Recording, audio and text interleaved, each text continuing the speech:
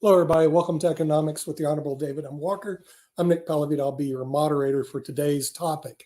And today is a very interesting topic. We're going to be discussing elimination of the Department of Education.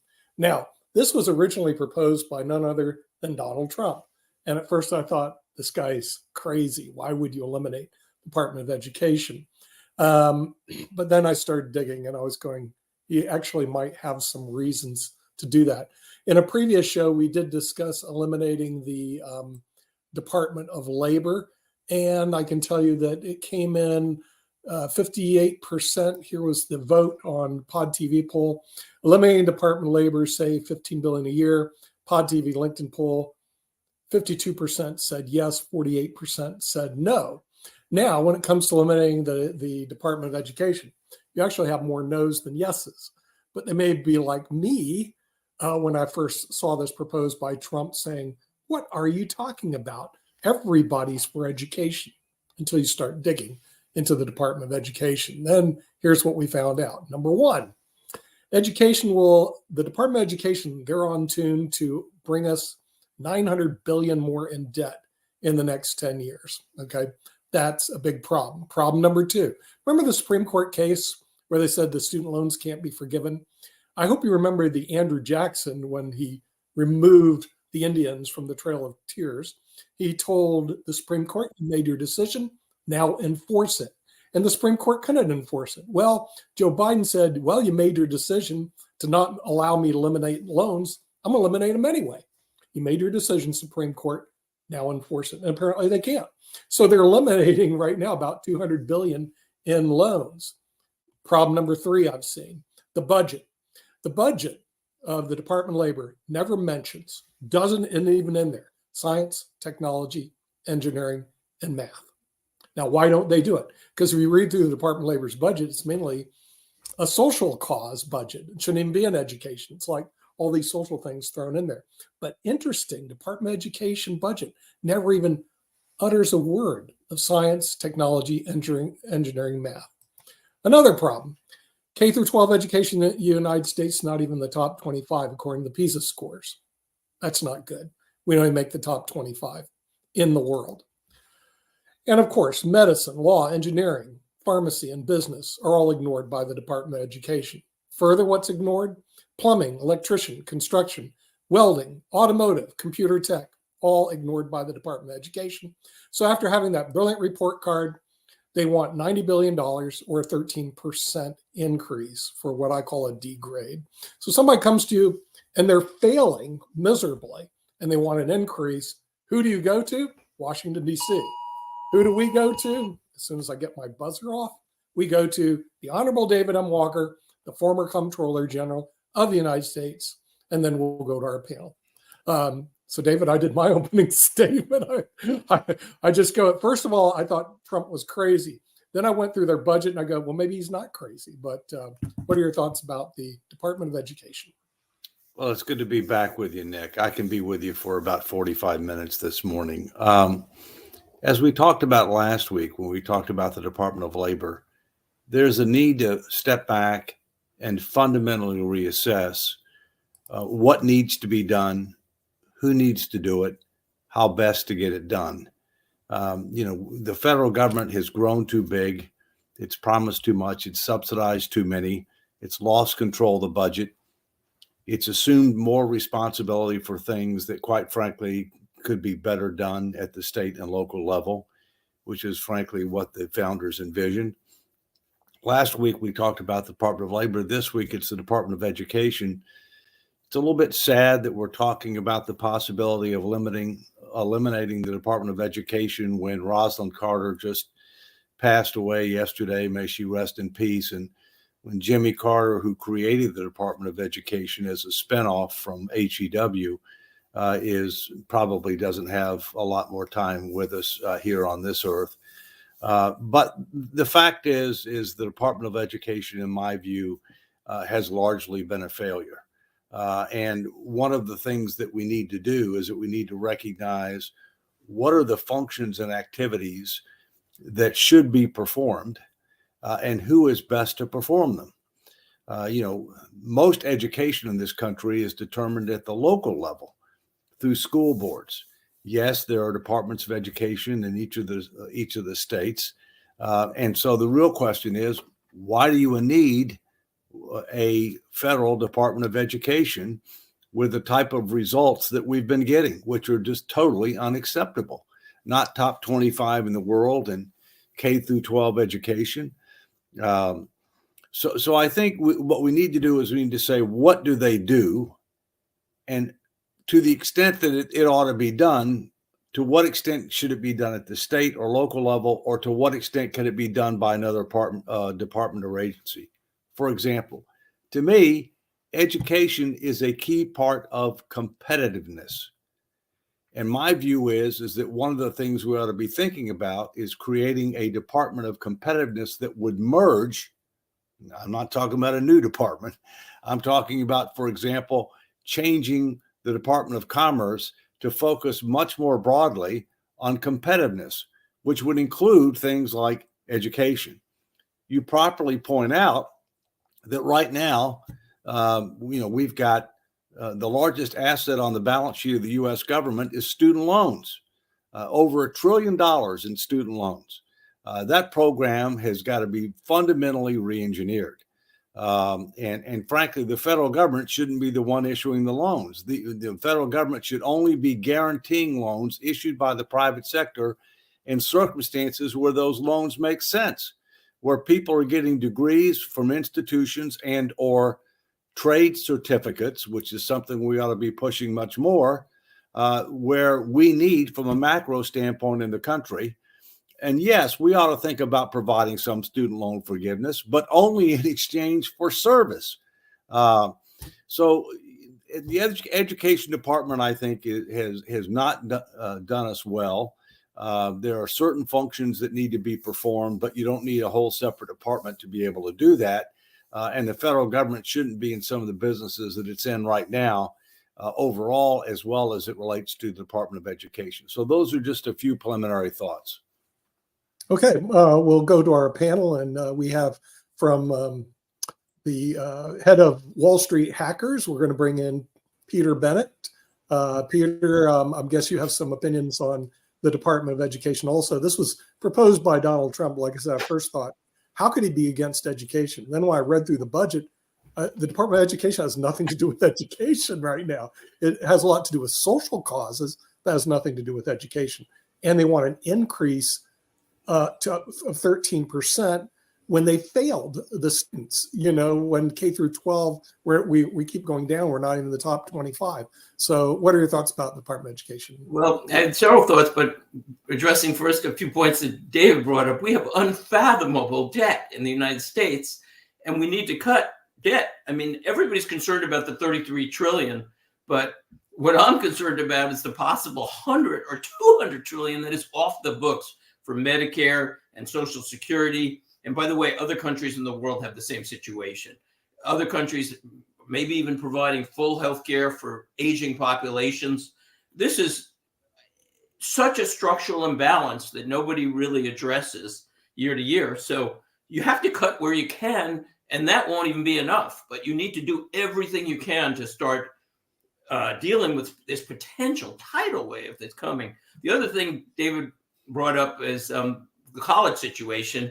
And I've been saying on my show, Wall Street Hackers, and so long, I've mentioned this, that, if the federal government wasn't giving all these college loans, the cost of college tuition would have grown much more gradually. It's grown much faster than inflation. It sucks all the life out of the middle class and even the upper middle class. And the reason it's so expensive is because the federal government gives the kids $100,000, $200,000, $300,000 that they wouldn't have had. And so the colleges get bloated. They have professors often who teach maybe 2 classes or 3 classes and do research. They build big buildings. They have a purpose. And then sometimes they get very, let's say, disoriented in terms of what they're teaching. But so now to what I was going to say. So number one, in general, it works better to have control by individuals, in my opinion, in a free society over state control. and state control being the states over the federal government. This is something that's been discussed since our Constitution was created, and battles with Adams and everything else. But the reason I'm especially in education like the idea of individual and state control is, one, if you have state control, you have 50 different experiments going on. And education, is so poor in the United States, for one thing. But the other thing is, with 50 different experiments, states can learn from each other. If you have a unified system from the federal government, it's just basically that Washington dictating one policy that may or may not work. So that's what competition is about in the free markets and also in education. And the other thing is, we get into this later, but I'm very in favor of individual control in terms of school choice and charter schools. It's worked very well in Florida. I'll talk about that later maybe. But if you're going to move it down to the individual choice level, especially, you don't need the federal government to tell the states, or even the states to tell the individuals. Let people choose where they want to send their kids, so there's competition. And this can actually help the public system. And it did in Florida, because it improved the public schools when they had to compete against the private schools. So those are my initial thoughts. Okay, we're going to bring in Kim Calhoun, one of the founders of the network, and see what she has to say about this particular issue, which deals with elimination of the Department of Education. I did go read through the budget. I had to read through it twice. It was proposed by Trump to eliminate the Department of Education. I thought, Trump's crazy. Then all you have to do is go read through the budget. It has nothing to do with education. They don't even mention science, technology, engineering, math. They don't mention the trades. They don't help fund the industries of the future. But it is designed to fund social causes, $90 billion in social causes. So if they change the name to the Department of Social Causes, then that's fine. But please don't hide under education. A budget has nothing to do with education. Anyway, that's my thoughts. What are yours, Kim? Well, my thoughts are this happens all the time. They, one, should be held very accountable for misleading everybody with the title of whatever it is they're petitioning to do, or policies that they're pushing. Like we saw what happened here in North Carolina with McCrory, when he, pushed a bill and said that it was about victims, and it was more about saying, gay people have no rights, but it wasn't anything about protecting victims, right? They had every other law in there besides protecting victims of domestic violence. He said, you have a right to fire gay people. You have it was everything but that. So he got everyone riled up about the title and into it because of the title, and pushing it because of the title, and nobody read it. So I think, one, nothing should be written at all unless it's less words than what the Constitution is. I mean, bills do not have to be 3,000 pages or 186 pages long to define what your intent is or what your agenda is. And I think that's very important. And I think it should be, the title should match precisely. And if it's found that it's not, then I think somebody needs to be fined and punished and fired for lying and pushing a lie. So I think, and that's something that we have seen time and time again. Do we need to be cutting a budget for education? Absolutely not. But I mean, it depends on, why they were wanting to cut it or get rid of a department. I think we need to get accountability departments. And I think we need to start firing people for misleading people with titles like that. That's what I think. Okay. It has nothing to do with education. No, I mean, unless we want to educate people on what the bills say. So then we have a show that reads the bills and talks about what they really say. It's like the Inflation Reduction Act had nothing to do with hear you. inflation. Oh, well, unfortunately, truth and advertising laws Nick, do not you're apply muted. to politics and government. David, I can't hear David. I said, Okay. unfortunately, truth. Can y'all hear me? Yeah, we Yes. can hear you. You have some problems. I on your can't end. hear any of you. Okay, Yeah, but Kim, that's it's on your side. on your side. Yeah. You may want to come back in, Kim. Okay. We also have overseas, we have Shaquille Latmer. Now he doesn't have any. Hi, Shaq. Can anybody Yeah, hear me? We Yeah, can we can all hear hear you. you. Yes. Hear us. Got to fix your computer. All right. You don't have any dog in this hunt because you're in Australia. But what are your thoughts about Trump wanting to eliminate our Department of Education? And then I read through that. I don't know if you read through the budget. There was nothing to do I with can't hear you. very little education. You know.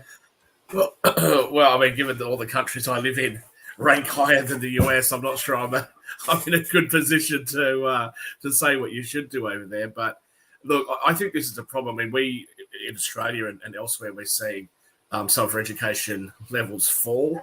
It's got to be a concerning problem at some level for people in government that our competitors like China, Japan, Taiwan, all these countries rank really highly.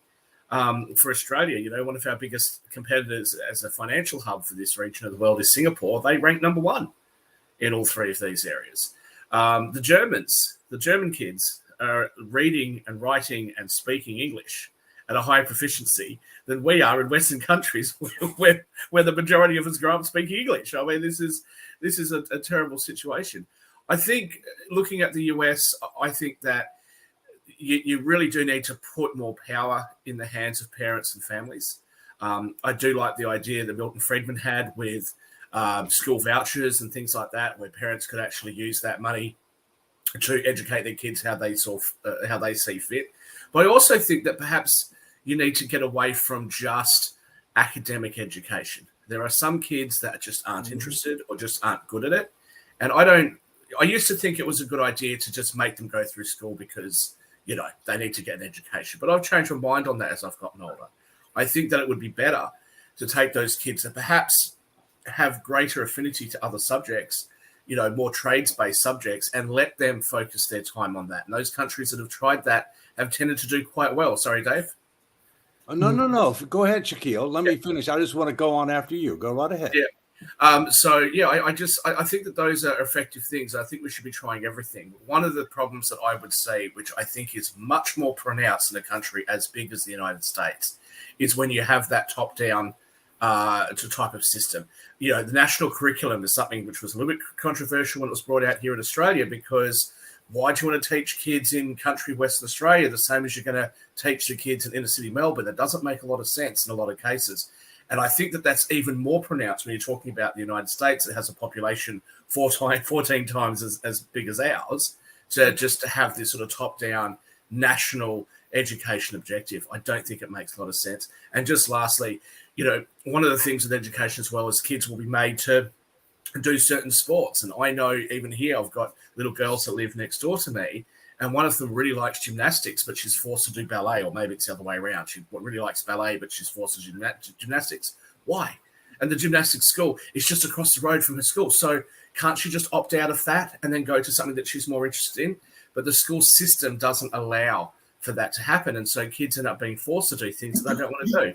And when I went to school, I was forced to do art. I suck at art. I can't even draw a stick figure properly. So, I think that there needs to be more flexibility. Parents need to have more control. So, yeah, get rid of the education department. Just give the money to the parents in the form of vouchers and let them choose. Dave. Well, thank you, Shaquille.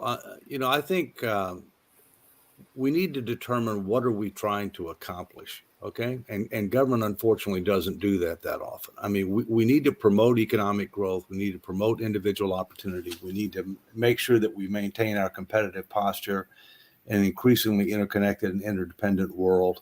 A key part of that is education.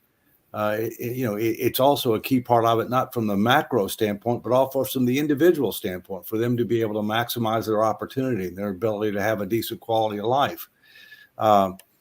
In doing that, there are certain fundamental knowledge and skills that everybody needs to have. We're talking about reading, writing, arithmetic, some exposure to science, if you will. But there are also other things that they need to have, whether they go to college or not. I'll come back to that. And that is, they need to have financial literacy. They need to have civic responsibility. Those should be mandatory before they graduate high school. In addition to that, we need to recognize that, contrary to longstanding belief, college is not for everybody. Not all colleges are equal. Not all degrees are equal. We need to try to learn from other countries as well. For example, Germany. Germany does a much better job of trying to ascertain what are the skills and abilities and interests of individuals.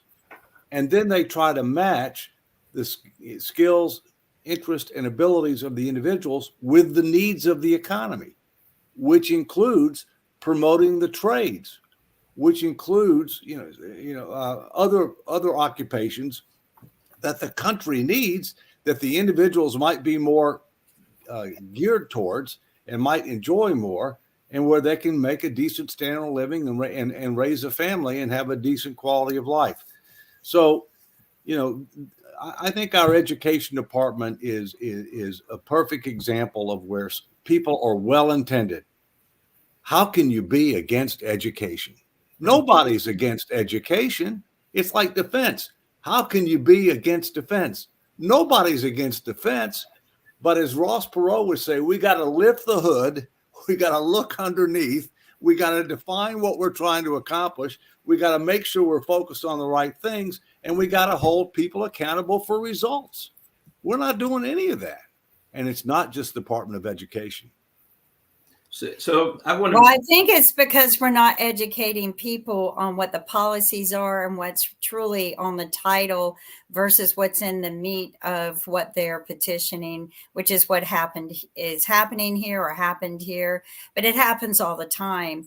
And I think you're right. It's a lack of education of that information. And I think it needs to begin there as well. I think the adults need to know what's really going on behind the scenes. And I'm all for more school choice. Peter needs to come in now. I'm all for more school choice. I'm all for empowering parents. Exactly. But parents have to assume responsibility. Thank you. Yeah, We have parents that don't. Peter, please. Yeah, thank you.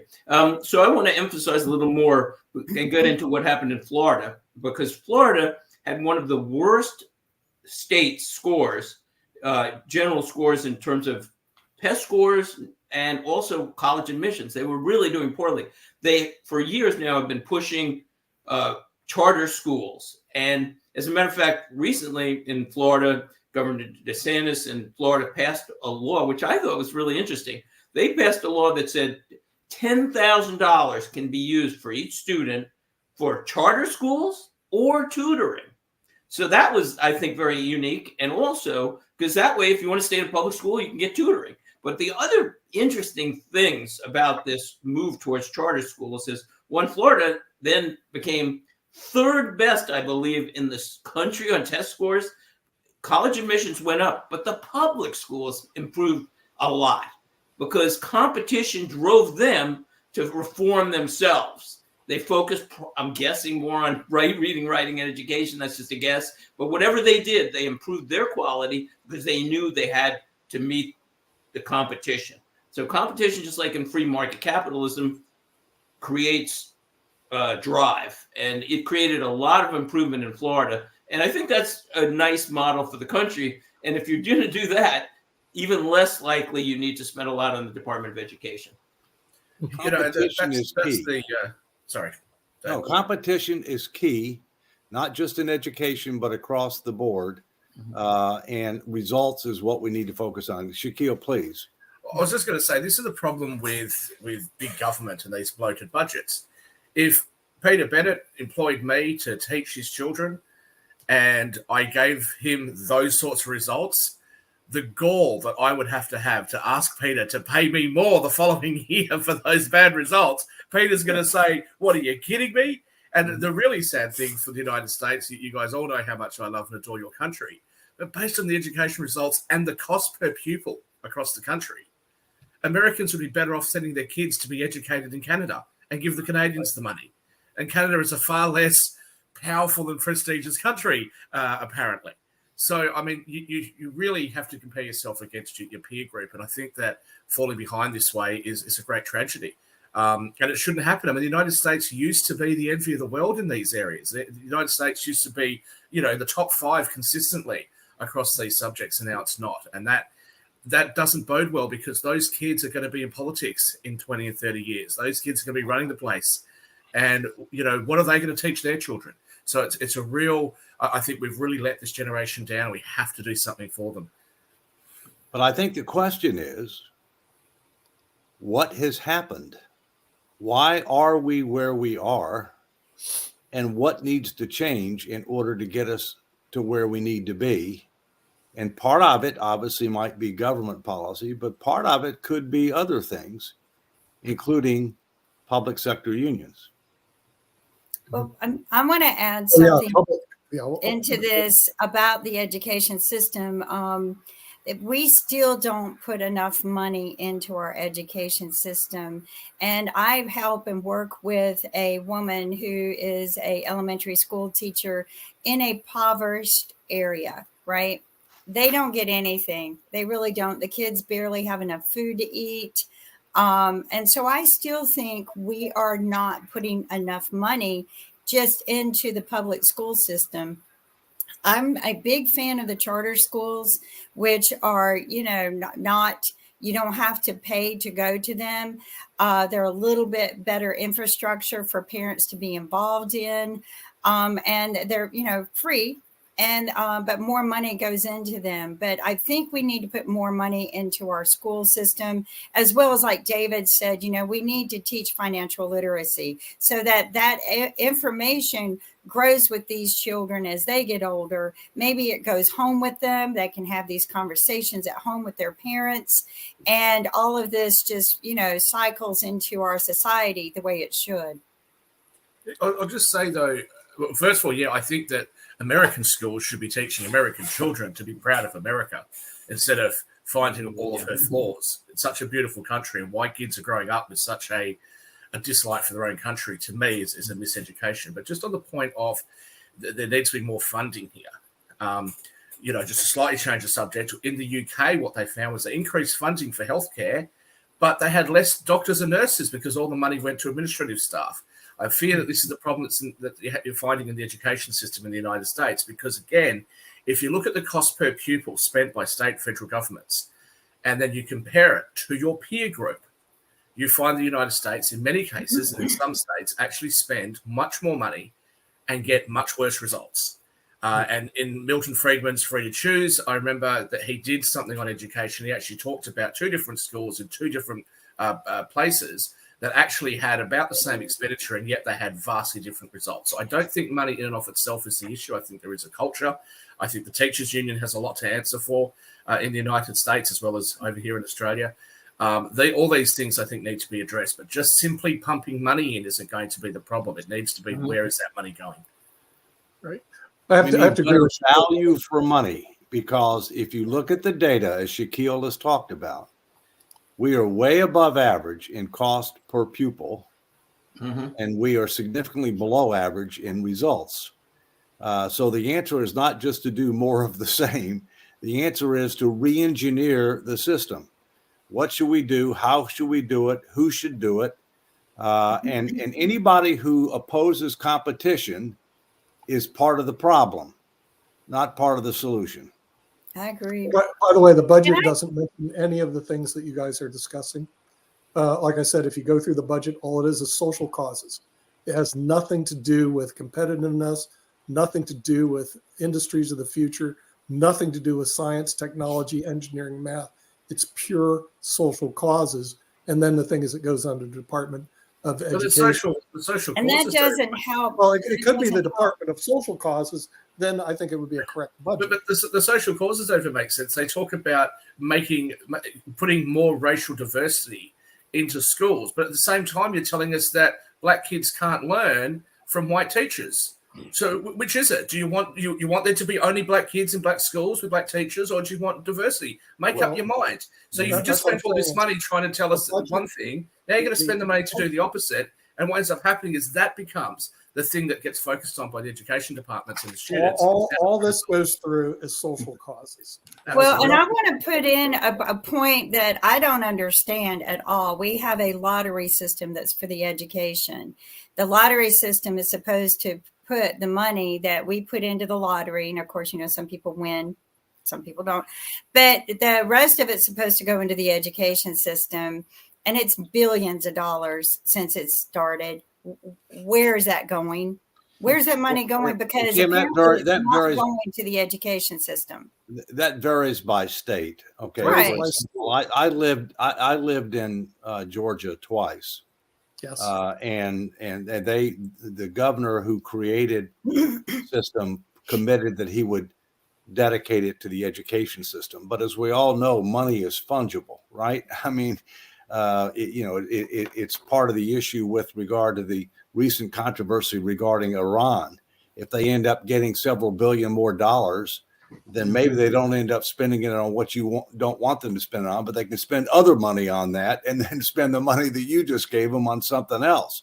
But in fairness, in the case of Georgia, they do have tuition-free college.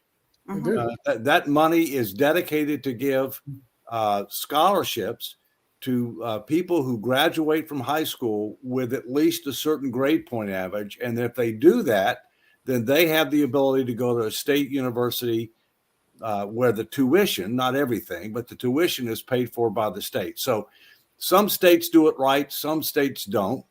But again, that's merit-based. I mean, people have to achieve a certain amount in high school before they get that. It's not everybody. In the case of our student loan program, it's totally out of control. That I We're agree. giving people money that shouldn't be going to college, to universities that we shouldn't be subsidizing, for degrees that aren't marketable. All right. And then you get a president who wants to give away part of the largest asset that we have on the balance sheet, which is student loans.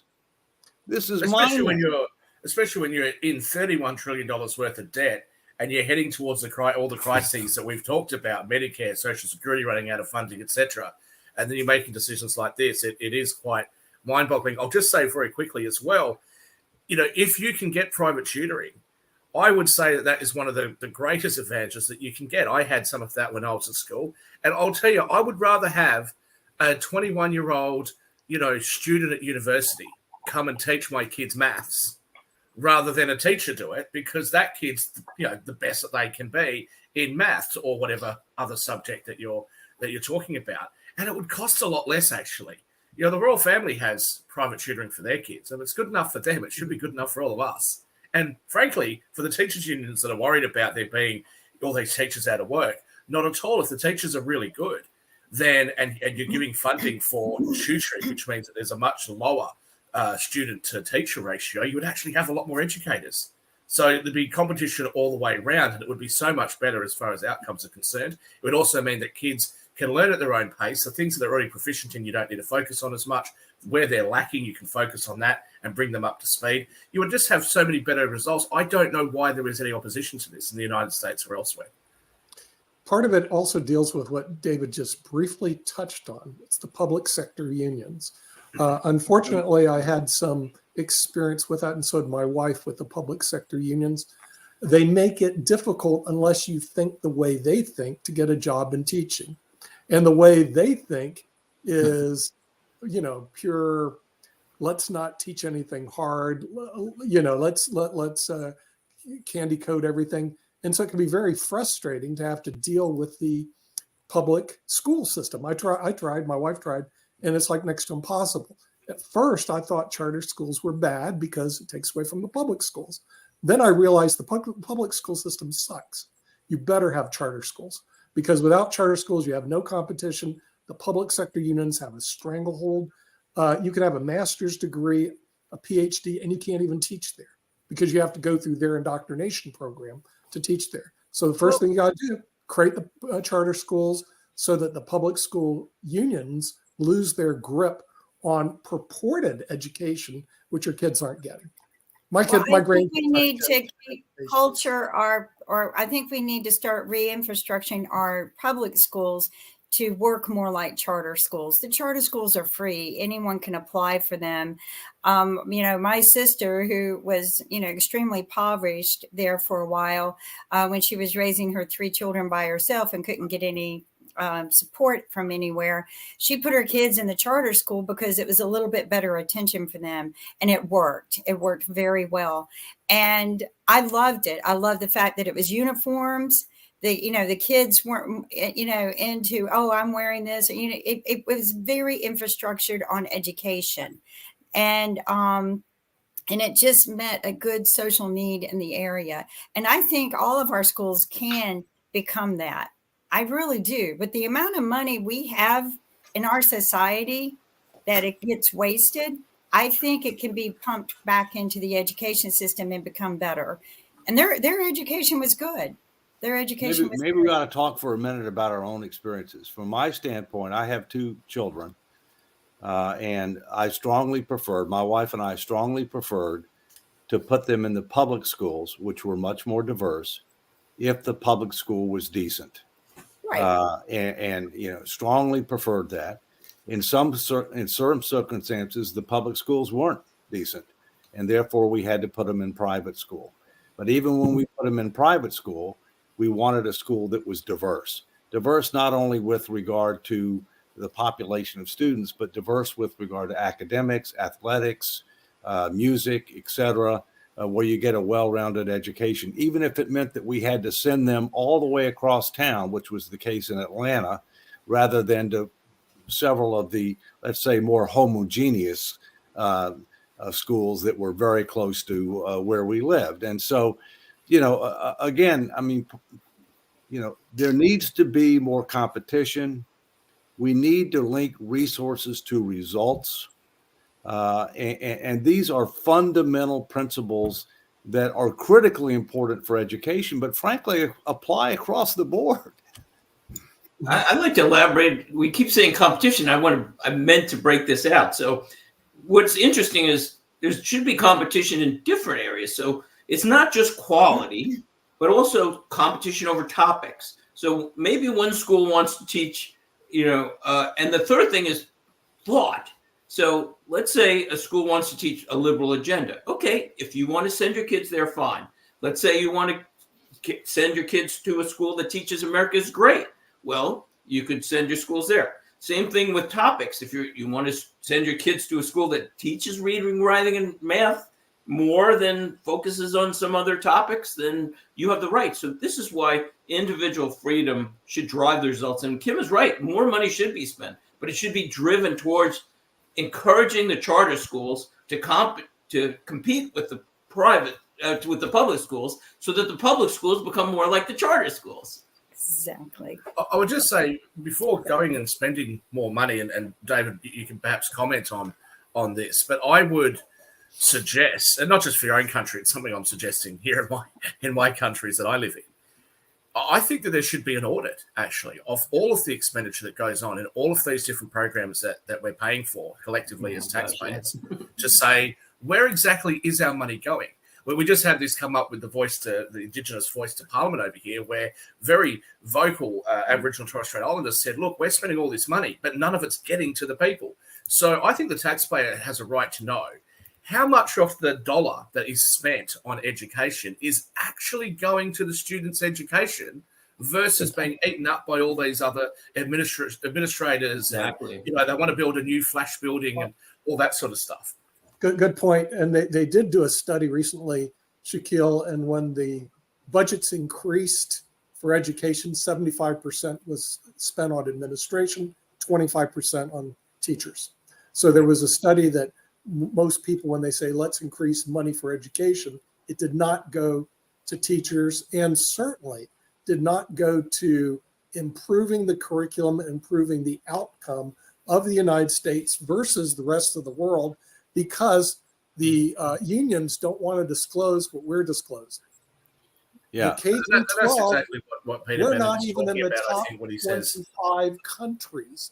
I haven't looked to see if Australia beats the United States, Yes, but we we're do. beaten by. Yeah. So, do you guys beat Yeah, us? I'm sure they do. But let me, if I this can is jump in for a horrible. second. We were in the top 5. If We're you in the put, top 5 of everything. Now we're if you put not private even in the top. for-profit companies in there to compete with not-for-profit charter schools and charity-run schools and foundational-run schools, as well as public schools, you'll probably find that the privately run schools and some of the charity-run schools are going to shrink that administrative cost. That means more money directly into education. I think that's why a school voucher program across the Western world actually would be really, really effective in getting those better results. And we have to do something. Let me jump in for a second.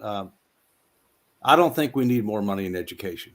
I think we waste a huge amount of money. Exactly. I don't think we need more money in defense. I think we waste a huge amount of money. The real question is, what are we trying to accomplish? How do we measure success? What are we doing as compared to that? What kind of results are we getting? The fact is that there are audits that are done of the Department of Education and every other major department and agency in the federal government, but they're financial audits. And all the financial audit does is to say, all right, it provides accountability over the resources. It does not say that you're operating in an economical, efficient, effective, ethical, moral, or any other basis. All right. And so it gives people a false sense of security that when the Department of Education gets a unqualified opinion on its financial statements, that everything's okay. When in reality, the problem that we have is we're not getting results.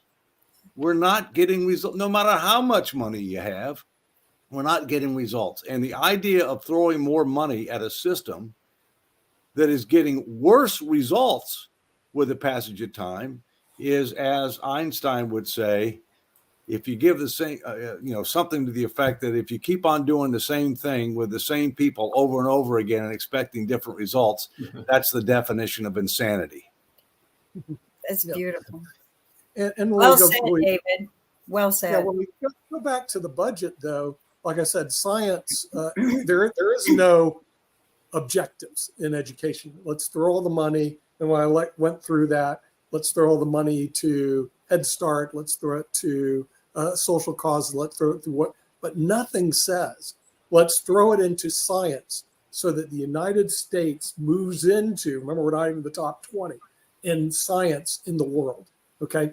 There's no objectives, David, in the Department of Education in Washington, D.C. None whatsoever. So if you're doing an MBA, and Peter and I both have MBAs, they used to have management by objective was a big thing. Okay. What about management with no objective? Jimmy Carter was for that too. Also zero-based budgeting. Right. Management. Yeah. Well, how about management with no budget objectives? There is no objective. Or if it says that it's about delivering results for the American people. Now, I'm not American, but you guys are. How do you feel about the results you've gotten so far? Yeah, they don't even define results. All they have to do is put in a budget, we're going to allocate this money so we can move the United States in the top 20 in science. Seriously. Well, but they don't even have an objective to be in the top 20. You're coming to a point. Your peer group. What's the difference? You might as well double the budget. You're still going to get the same result. You're only spending 90 billion now, but you're outspending your peer group per student, and you're still falling behind. Clearly, it's not a money issue. Clearly, there's something else. No, it's not a money issue. They have no objectives. David, as you say, there is no plan. Yeah, there's no plan. And the other thing is that one of the things that I pushed when I was Comptroller General, not only that we needed a plan, and by the way, every department and agency has a plan, has a strategic plan. What we don't have is that we don't have a consolidated plan for the U.S. government. All right. The problem is the plans that a lot of these departments and agencies have don't have something that I've been advocating for years. It's called key performance indicators. What are we trying to accomplish? Right. How do we measure success? How are we doing as compared to plan? Are we getting better or worse? How do we compare to a competitor or comparator groups? That's only when you have all of those answers do you know how you're doing. Because even if we're getting better, if we're still way below average internationally, that's not good enough. Okay. And so these are fundamental principles that the government has not been following and needs to start following. Yeah, and if you go further, the teachers have to do that. The teachers have to be accountable for everything, and whether their students are passing, there is a certain level that they do the KPIs and make people, and the students have to take tests. I think somewhere from the middle of the infrastructure up, the money's being misallocated and misspent. I agree with David. We already have the money there. It just needs to be allocated with an agenda. It needs to be allocated with a purpose, and it's not. I think it's just being pocketed by other people and misused. I would point out that, there are entrenched interests and things are not even going the right direction, because look at national testing. First of all, there's a movement in states and various places to say, oh, national testing isn't fair. So they want to do away with testing. So, any school can give somebody an A if there's no standards, no equal measures. But the other thing is now the colleges are saying, oh, maybe you don't have to take the SATs, and it's like, okay, so if you're in a locality that just gives out A's, oh, you've got great, you might as well go to Harvard. It's going the wrong direction, and the federal government needs to step in at the college level, at the public school level, to create competition, and the whole thing needs to be revised. And so many other areas in the government do. You'll be pleased to know that one of our top universities in Australia, you Americans have exported some of your bad ideas, and they've now said we're no longer going to be admitting people based on merit. We're going to be admitting people based on diversity. What are you talking about? This makes no sense. And if standardized testing is such a bad idea, then why do you require people to sit for a driving test? Doesn't matter if you went through the red light. Doesn't matter if you can't change gears. No problems. Here's a driver's license, because none of that matters. In fact, we'll judge it on, can you do feminist dance? No problems. Off you go. Here's your license. Well, Nick, it sounds like you guys have plenty to talk about. And lady, I need to go to a meeting downtown Washington. So Help them out, David. you guys Have continue fun. the conversation. I look forward to seeing you next week. See you next I week. hope everybody who celebrates Thanksgiving has a great Thanksgiving. All right. Happy Will do. Thanksgiving. Thanks, Thank David. you. See you next week. So I'm looking at the budget. I'm not sure if you guys have seen the budget that Nick sent I out haven't to us, seen but it. having a look through it on the last few pages, it actually shows what the projections are, which I think are, look, they're projections. It's hard to project a decade out, but between now and 2033, they're expecting to have another $17 trillion in deficits added to your national debt. So you're going to go from 31 trillion to almost 50 trillion. But don't worry, Peter, it's not too bad. You're also Wait, expecting Shaquille, $40 you're trillion probably only talking about economy. on the books, right? On the books, that's right. Shaquille, but it's the off the books that they won't even discuss the fact that there's no money for Medicare that they were supposed to be putting away in Social Security, and so it's just so phenomenal. I have read that the amount potentially that the U.S. government, again, all world governments I've looked at countries in Europe, countries in Asia, China, South America, they're all in the same rough situation in terms of their retirement plans and their Medicare or healthcare budgets. And what they've done is they basically have no money put aside for this huge tidal wave of debt coming. It's going to affect everybody. And it's either, I always go into this in Wall Street Hackers, and it's either going to go one of two directions. And this will be how it will affect people. For years, I couldn't even figure out, how are they going to deal with this? But one thing I figured out is the most likely scenario is we're going to be heading for zero interest debt or negative interest. So inflation, even if it's at 2 or 3 or 4, and probably it'll never get below 3 again in the United States, will be at 3 maybe, and negative interest rates are 0. So it's going to be it's going to affect the whole economy. But countries cannot afford to pay interest on this amount that maybe I've read is more money unfunded than all privately held houses, stocks, and bonds in the United States, and it's similar in other countries.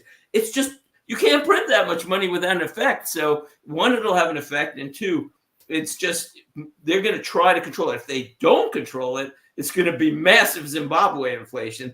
But I think they're going to use what's called bond yield curve control, which has been done in the United States, done in Japan, and they're going to drive the government will drive the interest rates down to 0 or negative. It's the only way they can deal with this. And even then, I would expect Yield curve massive control only inflation. works on the short end. It's very difficult to do that on the longer end because of the markets. Look, if you can freeze some of the spending, if you can when Biden took over, and look, I understand it was COVID, but if he was able to not increase spending by too much, with that extra increase in government revenue would have taken care of things as inflation comes up. As long as spending was controlled a little bit. One of the things that I would say with the United States usually, historically, has been quite aggressive in promoting free market ideals and ideas. So things like if you buy an item for a business, why can't you write that off straight away? Why do you need to amortize it over a period of time? It doesn't make any difference anyway to revenue It's a revenue neutral change, but it means that those businesses can get that money back that same year. That's going to have a huge impact. Things like your social security system. Australia had a social security system that was somewhat similar to you guys. We recognised decades ago that, look, this is going to be a problem later on. We've introduced a thing called superannuation. You guys have got a similar thing over there with 401k accounts and other types of pension plans. But why not allow people to do that instead of them paying into social security, which is sort of told to Americans as if it's insurance when it doesn't operate as insurance at all. Let people have a little bit more say as to how that money is going to be invested. Let them put it into the markets. Let them put it into other places. And just lastly, to your point about the unfunded liabilities, prior to COVID, the estimate of the total value of the stock market in the US was about 80 trillion. You guys have got 200 trillion in debts or in unfunded liabilities. This is ridiculous. I do believe the housing market and the total value of the real estate market in the US is worth more than that, but this is not healthy. It really isn't. And as you said, Peter, very rightly so, it's not just the US, it's all over the world that has these issues. And it's the most powerful countries, it's the so-called wealthiest countries in the world that are experiencing this. So I'm not sure what school they all went to, but something's gone wrong. No Well, financial education They in those do not schools. do well in math. Potentially. Shaquille, I don't think they do well in math because remember, we don't even hit the top 25 in mathematics in the world. And part of it is this. There was the head of the ARP, Joe Ann, whatever her name is. And she put on LinkedIn, don't touch Social Security and don't touch Medicare. Okay, here's the reality. If you don't touch Social Security, you don't touch Medicare, it will go broke and there will be no Social Security and Medicare. But her sending that out there, then everybody goes on the LinkedIn line saying, oh, I agree with her. Don't touch Social Security. Don't touch Medicare. I agree with her. Don't touch it. Hey, the math doesn't make any sense. Social Security is going broke next decade. Medicare goes broke this decade. All right. So whether she likes it or not, you're going to be forced to make changes in Social Security. That is the common thought. But my thought is the opposite, that it won't go broke because the government is going to, in the end, print money, and then print money. Okay, but I don't think the only viable solution because they promise they can't. I agree. Yeah, Peter, I agree. That's probably what their solution is going to be, and the cost will be inflation. Absolutely. And that will mean those dollars that people are getting aren't worth that much anymore. Exactly. Because of that. I did a study of this about 15 years ago when I was actually studying finance. Sorry, Kim. Okay. Well, what I was going to point out is majority of our leaders who are making all these decisions, they never had a financial literacy course. They all probably passed algebra, calculus, geometry, science, but none of them really took a financial literacy course. And our country is showing the results of this. They're just doing things, knee jerking, let's just send everyone PPP loans and in millions of dollars, don't make them pay it back, even though it's a loan, forgive them. They're not thinking, they could have even done a 0% interest payback, but they didn't even do that. So what I'm saying is that you have a lot of people who are just knee jerk thinking, who don't have the education to do a financial plan for our country. They can do geometry and they all passed geometry and they all graduated from college. But and Nick, you know this. This is why we started the TV show. Nobody ever had financial literacy. And that's our problem with this country. So I did a study of this back when I was studying finance, 15, 20 years ago. My numbers are probably going to be a little bit off because it's coming from memory and it's, things would have changed a little bit. But I did a study of what was the actual return that a person who paid into Social Security actually received on their money. And it worked out by my calculation to be about 0.8%. Yeah. So my suggestion to you would be, if you're an American and you think Social Security shouldn't be touched, give people the choice. So, Peter Bennett, you're working. Here's your choice. You can leave your retirement funds in the government-run program that's going to give you 0.8%, or you can do something else with it. Now, maybe there'll be some restrictions and you have to have an advisor or whatever, but you can have a bit more control. What would you prefer? Are you happy with the 0.8%, or would you like something else? So, those- Shaquille, I have a question for you, because this is something I always wrestle with, and I don't have an answer on this, so I'm not taking a position. But here's my question. So, if they privatized Social Security directly, indirectly, let's say they said, well, you can put in, half your money into the stock market. And you tell me, but wouldn't that just drive the market up quickly now? And then after that, that would be like forward gains pushed forward. And then after that, maybe there would be more capital in the market, admittedly, for an IPO. But let's say you're an existing company and, you're Verizon or, Exxon or whatever. And now your price just went up because there's a massive amount of Social Security funds going into that. So aren't you just pushing the gains forward, or am I wrong? Because I don't have an opinion on this. I can't figure it out. Potentially, yes. But it's worth noting that the rest of the world, I mean, most Australians have what we call superannuation. And most of that money is invested in the US stock market. So we're benefiting from your market. So why don't you guys? All right. But back to your main point, yes, that may well be true, but there's actually some benefits to that. Because not all of the money has to go directly into the stock market. You might want to invest in, real estate. Or you might want to invest in, interest rate-based products, which gives a lot more money to the banks or to shadow banks, other financial institutions that can make small business loans, etc. Now, normally there are some restrictions on the amount of risk that you're taking in these sort of retirement-based accounts. You may also find something that Nick does, insurance and pension plans and things like that. That might be something that fits as part of your portfolio. Or in your case, Peter, you have a much more diversified portfolio than I do because I'm a much more active trader. You might look at, okay, I want to put some money into gold. I want to put some money into all these different things. But the point being that I think you're better off letting people have the choice, come what may. Maybe it doesn't work out quite as well as you would have hoped, but I cannot imagine that it would be worse for the country than what you currently have. They can't do that, Shaquille, because here's the problem. All right. When the money goes into Social Security, they take the money from the Social Security Trust Fund to buy the U.S. debt. They use it to buy the U.S. debt. That's true. It's not there. So the money isn't there. So the reason they can't do what you're saying, what you're saying is totally true. They can take it, invest in asset allocation, do much better in the market. But the problem is the U.S. is so much in debt, and they have to issue more debt. Joe Biden's budget is asking for another $1.7 trillion in debt. So they're going to have to issue bonds. Nobody's going to buy these stupid bonds. You know who buys those bonds? The Social Security Trust Fund.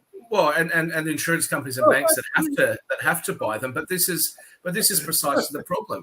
The everyday hardworking American family, right, the middle class, because they're the ones paying into all this. Okay. They are actually what's happening is the money's being stolen from them. That's my view of it. The government and those people at the top are stealing that money. And then when you come up with things like let's increase the pension age or let's decrease benefits, that's a default.